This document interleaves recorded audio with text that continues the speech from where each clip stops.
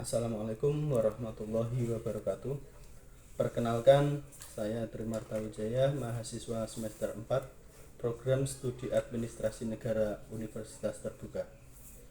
Pada kesempatan ini, saya akan membahas salah satu contoh kasus pelayanan publik, khususnya mengenai pelayanan administrasi kependudukan di Desa Jengolo. Masalah pelayanan administrasi kependudukan yang dinilai kurang efisien, salah satu permasalahan utamanya adalah waktu yang dibutuhkan untuk pengurusan dokumen yang memakan waktu cukup lama. Hal ini menyebabkan ketidaknyamanan bagi warga yang membutuhkan layanan tersebut. Berdasarkan hasil observasi di lapangan, kami mendapati beberapa warga yang mengeluhkan lamanya proses administrasi tersebut. Selain itu, terdapat ketergantungan yang tinggi dari masyarakat terhadap kantor kecamatan atau langsung ke kantor Dinas Kependudukan dan Catatan Sipil Kabupaten untuk mempercepat pengurusan dokumen. Hal ini mencerminkan adanya keterbatasan dalam kapasitas pelayanan di tingkat desa. Dengan kata lain, pemerintah desa belum sepenuhnya mampu mengelola proses administrasi kependudukan secara mandiri dan efisien.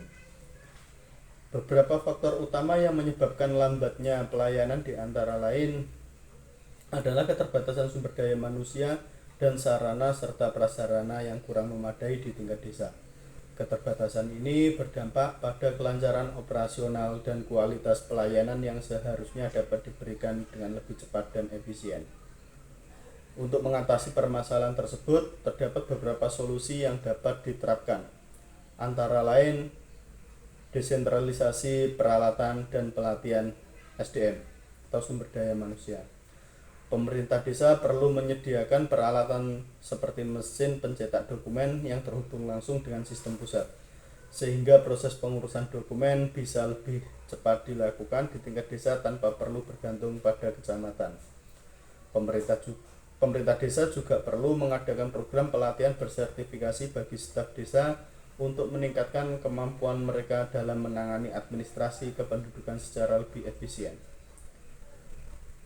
Teori yang mendasari solusi yang diajukan antara lain teori kualitas pelayanan oleh Grönroos yang mengutamakan daya tanggap dan jaminan dalam pelayanan publik, yaitu pelayanan yang cepat dan efektif akan meningkatkan kepuasan warga.